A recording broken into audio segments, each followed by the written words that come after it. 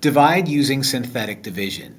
First off, before we do synthetic division, we have to make sure everything's in order and there's nothing in between missing here, so that's good. Then we take our factor, we make a little box, and we put the number that makes this guy equal to 0 inside of it. Since the opposite of 8 is -8, negative 8 is going to go inside that box. Now in this much larger box is going to be the coefficients of the polynomial that we're dividing b plus 8 from. So 6, 53, 32, -61, and 19. 6, 53, 32, -61, and 19. Okay, step number 1, always drop down the first number. Okay, take that number, multiply it to your root, and then put it under here. So 6 times -8 is -48.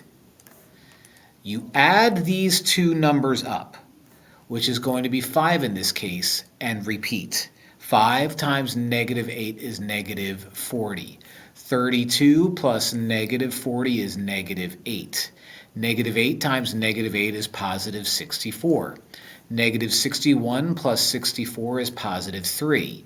3 times -8 is -24. 19 plus -24 is going to be -5, and that's going to be our remainder. So how do we build our answer from this?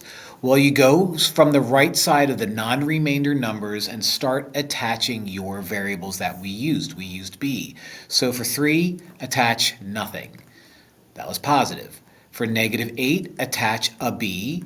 For +5, attach a b squared. And for +6, attach a b cubed.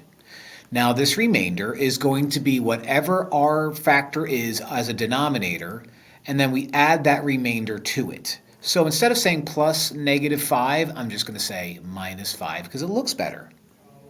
So that, ladies and gentlemen, is synthetic division.